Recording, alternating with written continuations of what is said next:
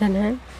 काम गिरी दरवाजे पड़े रहो, जहाँ सिया राम जी विराजे पड़े रहो। काम गिरी दरवाजे पड़े रहो।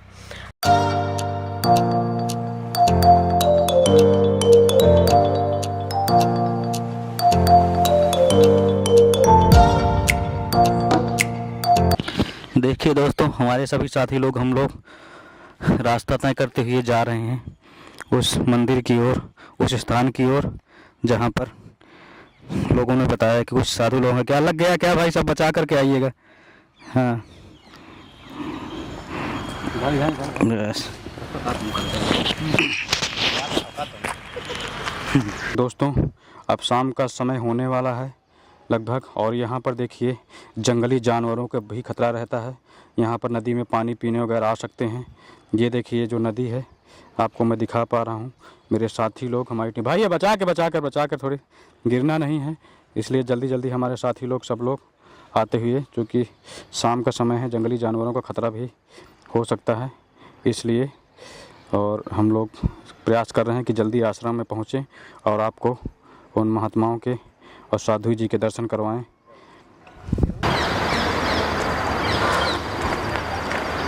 दोस्तों, हम जिस दिव्य आश्रम की ओर जा रहे हैं वहाँ पर एक संत और साध्वी दोनों मिलेंगे, जिन दोनों लोगों का हम आपको दर्शन करवाएंगे। चलिए चलते हैं आगे। बहुत ही खतरनाक रास्ता है, हम लोग आपको वीडियो में दिखाते रहते हैं। जंगल की रास्ताओं पर भी हम लोग जाते हैं, जंगल के साधु संतों का ही हम लोग दर्शन करवाते हैं। इसी रास्ता को देखते हुए आगे चलते हैं। चलिए आगे चलते चले जा रहे हैं। बीहड़ रास्ता है। चूँकि ये रास्ता बहुत ख़तरनाक है, यहाँ पत्थर उत्थर हैं, पहाड़ का रास्ता है, पहाड़ के नीचे नीचे हम लोग जा रहे हैं, और इसलिए हम लोग यहाँ गाड़ी लेकर के नहीं आ पाए हैं। हम आपको चलते हैं और मंदिर में संत भगवान के दर्शन और साध्वी माता जी के भी दर्शन करवाएंगे। भाई ये महात्मा जी हमको मिले हैं, इनसे यहाँ के बारे में हम लोग जानकारी लेंगे। महाराज जी के दर्शन भी करवाते हैं हम आपको।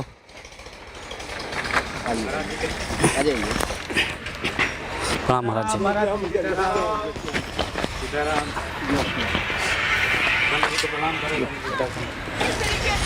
ये मनुष्य शरीर बड़े ही सौभाग्य से मिलता है। गोस्वामी तुलसीदास जी ने भी लिखा है कि बड़े भाग मानुष तन पावा, सुर दुर्लभ सद्गृधन गावा। तो हमारे जीवन का मतलब है कि हमें जो भगवान ने ये मनुष्य का शरीर दिया है, ये 84 में भटक करके हम आए हैं, तब ये मनुष्य का शरीर हमें मिला है जी। तो इस मनुष्य शरीर का क्या कार्य है? क्या हम आप जो गृह कार्य करते हैं, क्या बस यही काम करना चाहिए मनुष्य जीवन में, या फिर कुछ और भी करना चाहिए? तो कहा कि बड़े भाग्य से मिला है, तो इसको खाने पीने, घूमने, खेलने आदि में नहीं गंवाना चाहिए। इस शरीर से जिसलिए हमें यह मिला है कि हमें 84 में ना भटकना पड़े। अच्छा देवी, थोड़ा मैं आपकी बात काटूंगा। आज मैं सुबह एक अपना मोबाइल देख रहा था, उसमें मेरे मैसेज आया कि आपको 84 लाख योनियों में एक जीवन मिलता है, और आप इसे सिर्फ सरकारी नौकरी पे ही ना बर्बाद करें। अब कई लोग देखते होंगे कि मतलब पूरी लाइफ जब तक नौकरी नहीं लगेगी, ना शादी करेंगे, ना ये करेंगे, ना वो करेंगे, तो शायद आप उसी के बारे में हम लोगों को समझा रही हैं इसी तरह कुछ। अब आपका प्रश्न जो भी है वो आप इसको सुन करके समझ सकते हैं। देखिए, ये सरकारी नौकरी और ये सब, ये तो सांसारिक वस्तुएं हैं।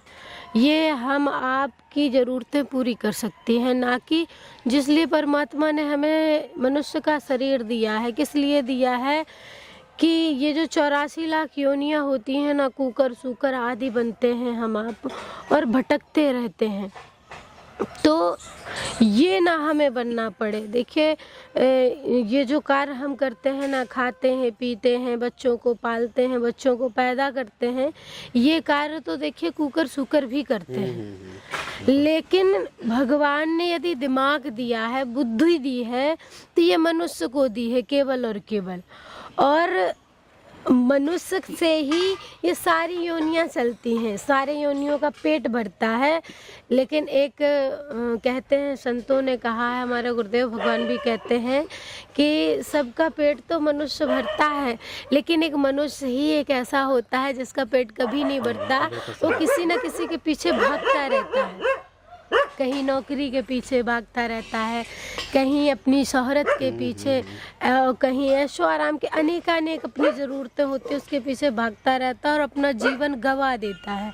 वो ये भूल जाता है कि जब हम अपनी माता के गर्भ में थे तो हमने भगवान से कैसे बड़े बड़े वादे किए थे, क्योंकि जब मैया के गर्भ में होते हैं तो कितना मल मूत्र आदि पेट में कितना भरा होता है।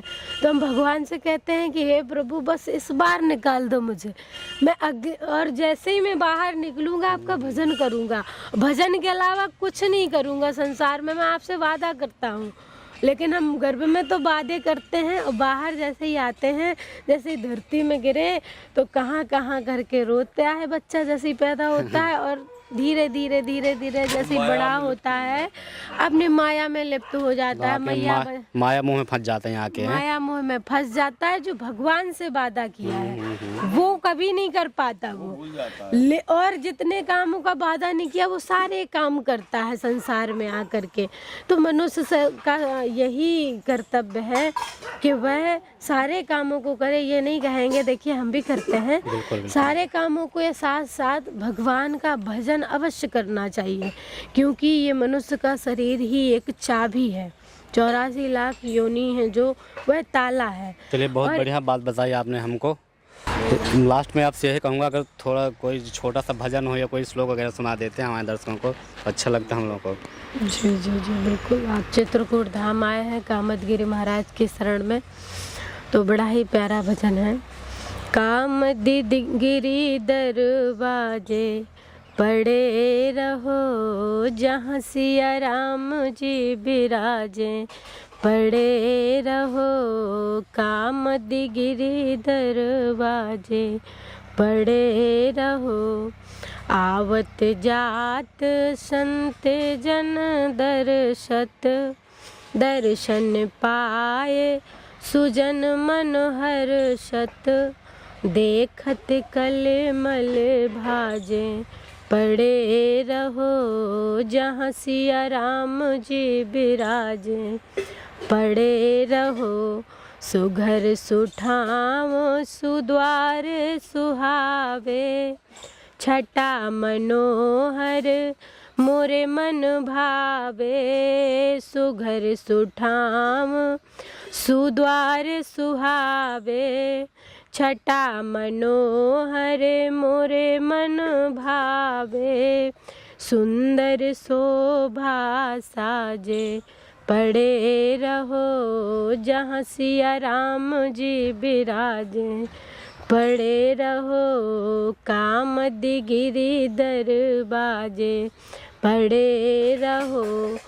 श्री सिया राम जानकी में है संग, श्री सिया राम जानकी है संग, अति अनुपम छवि छाजे, पड़े रहो जहाँ सिया राम जी बिराजे, पड़े रहो।